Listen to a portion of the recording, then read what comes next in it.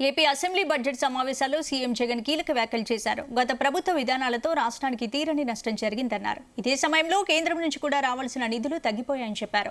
రాష్ట్ర విభజన జరిగాక హైదరాబాద్ను కోల్పోవడం వలన రాష్ట్రానికి 13,000 కోట్లు నష్టపోయామన్నారు సీఎం జగన్.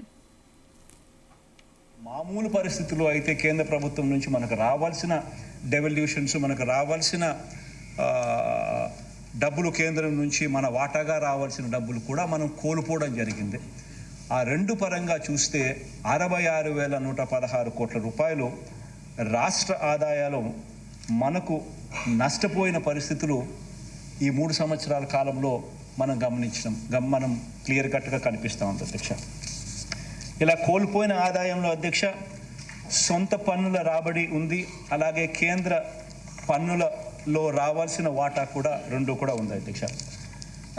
ఆదాయాలు కోల్పోవడం, ఖర్చుల భారం పెరగటం, తద్వారా అప్పులు పెరగటం, ఇవన్నీ కూడా ఒక గొలుసు కట్టగా ప్రపంచంలోని దాదాపు అనేక దేశాల ఆర్థిక వ్యవస్థలను కుదిపేయడం కూడా మనం అంతా కూడా గమనించాం అధ్యక్ష. 2015 నుంచి 2019 మధ్యలో గమనించినట్లయితే అధ్యక్ష, కేంద్ర ఆర్థిక సంఘం సిఫార్సు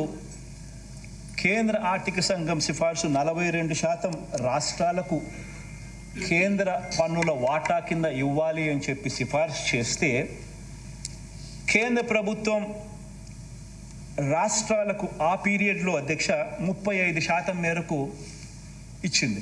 అంటే చంద్రబాబు నాయుడు గారి హయాంలో చంద్రబాబు నాయుడు గారికి కనీసం ఆ మేర కన్నా కూడా బెనిఫిట్ వచ్చింది. అంటే డెవల్యూషన్స్, కేంద్రం నుంచి రావాల్సిన పన్నుల వాటా ఆర్థిక సంఘం సిఫార్సు 42% చేసినప్పటికీ కూడా కనీసం 35% అన్న వాళ్ళు ఇచ్చినారు. వాస్తవం ఏమిటంటే ఫైనాన్స్ కమిషన్ రికమెండేషన్స్ ఏదైతే 42% చేసినారో